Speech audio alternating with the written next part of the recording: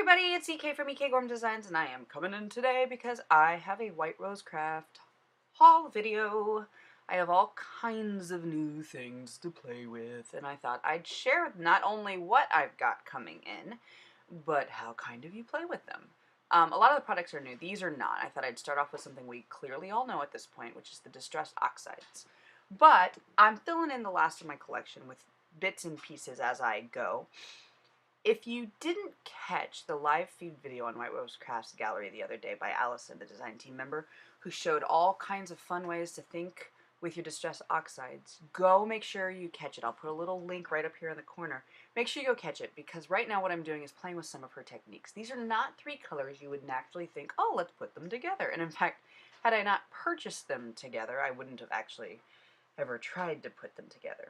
But look how much fun even these three colors that shouldn't go together. Now I'm showing you how I clean up my mat because I don't put paper down. I just color right on top of my mat, and then using my Lawn Fawn chamois I clean it up. I sprayed a little water onto this basically piece of basic cardstock just to show you what these colors can do together. My next purchase is some new Nuvo drops. I expanded my collection by 2 colors. I added a purple, I added this crushed grapes, and I added a green with the Woodlands green. This is just basically filling in some places where I don't have colors. Woodland green, that's correct. Filling in where I don't have some colors with this type of Nuvo I already have. But I also went ahead and bought 2 of the newest Nuvo drops. I bought the chocolate chip and I bought the Dusty Rose. Now both of these Nuvo drops in the square bottles are matte. So when you make your little drops with them, they aren't shiny and glossy, they dry matte, and I am a big fan of matte. I like matte nail polish, I like matte stuff, and I'm so excited to really start exploring these new matte Nuvo drops. I picked up a bunch of new stencils. In fact, I picked up 4. I got this Clear Scraps Clouds. Excuse me, I picked up some Studio Light cat scratches just because it seemed really fun and organic. I got this stone pattern from Studio Light, and I got some circles from Studio Light. They almost look like coffee cup stains, which I kind of liked. And then I picked up some of the new Nuvo expanding mousse. Now I showed you the stencils because I like to use the Nuvo mousses through stencils. I think they leave great impressions, especially when you're not rushing like I currently was in this video.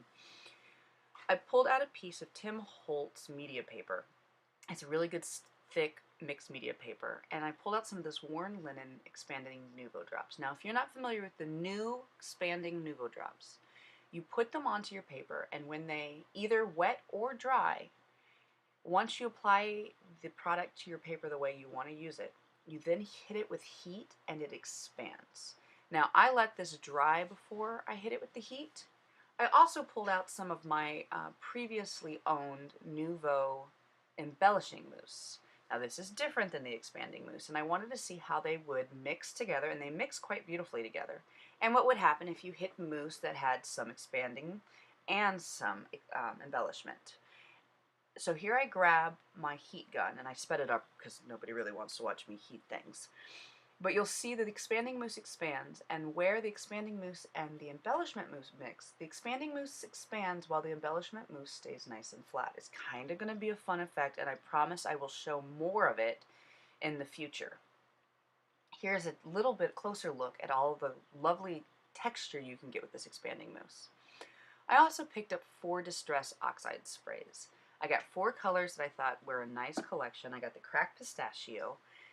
I promise you don't have to watch me fight the packaging. Yeah, I fast forwarded for you, just for you because I love you. But I got the cracked pistachio, the mermaid lagoon, the wilted violet, and the picked raspberry, just because I thought it covered the spectrum quite nicely. Here I'm showing you how to spray some of this new distress oxide through a stencil. Now, this is the first time I've literally played with the oxide spray. I have no comparison of what it looks like yet in my world to the spray stains, and I promise I will share later how I think the two are different and how they work together and all those fun things. But right now I'm just trying to really see what the color is and how well it sprays through a stencil. And you can see it's nice and crisp and it's not too runny. I had lots of lovely extra color on the stencil, so I grabbed an extra piece of this Tim Holtz mixed media paper and just pressed it onto the wet ink and had a secondary fun image to go along with my initial sprays. Cleaned up my mat and grabbed another piece of the mixed media, the Tim Holtz mixed media paper, and this time just created puddles. I wanted to see what happens if you just create puddles and then maybe use your stencils in a different way. So here I just created some nice fun stencils. I created puddles with the sprays, and then I pulled out my heat gun and dried it. It's early in the morning, you're gonna have to excuse me. But I heat dried the spray, so it actually was, and anywhere I had a couple puddles left, I just used a paper towel and dried it up. Now, using the Cat Scratches stencil from Studio Light, I wanted to try a technique that I saw Alison do in her oxide video and see if it worked on the oxide sprays. So I took a clean stencil and sprayed it with a lot of water, and then flipped it onto the puddled Distress Oxide. This green towel you see me using is actually a crafty trick I have. My husband seems to end up with a lot of golf towels from races and things like that. And I steal them because they're absorbent, they clean up nicely, and yeah, so I use golf towels on my, it keeps me from wasting tons of paper towels. I do use paper towels because sometimes you just need paper towel, but for the most part I play with this, I use these golf towels, so whenever you see a weird rag, 9 times out of 10 it's some golf towel. Here's a comparison of the just sprayed oxide, and see how bright and vibrant the just sprayed oxide with no water, as opposed to the chalky finish of the oxide spray that gets hit with water. I also got some new papers in this haul. I got the Echo Park Once Upon a Time Princess. If you missed it the other day, I took an entire 6x6 pad of paper and killed it. It was totally an accident. I meant to make 10 cards, and I ended up making some 23 or 24 cards with an entire 6x6 pad of paper. I had so much fun doing that, I wanted to try it again. So I got 2 very different 6x6 pads. I got this one by Echo Park that's 2-sided and very bright and girly. There's one of each side, basically. So there's 2 of each paper, so giving you 1 of each side. And I got another pack of paper, and I actually want to let you decide which pack you want to see me try to turn into a collection of cards. So I've got this girly Echo Park pad, and then I have this very, I wouldn't say masculine, but more masculine, let's say, Outer Space theme pack from Scrapberry. And these are all spaced themed cards, or cardstock, or not even card, it's all, wow. I'm gonna have to do another voice because I can't say things correctly. These are all space-themed paper 6x6. This pack is also 2 of each design, so you can see you have 1 of each side in the 2 pieces of paper that you get from the pack. So let me know in the comments below which pack you'd actually like me to see me kill next. Because of the nature of this pack and that there are toppers that go along with it, I went ahead and ordered the 12x12 topper sheets. I got the first one, which is the Ephemera Cards 2, that has 19 toppers, and I got the Ephemera Card 1, that has 23 toppers plus borders.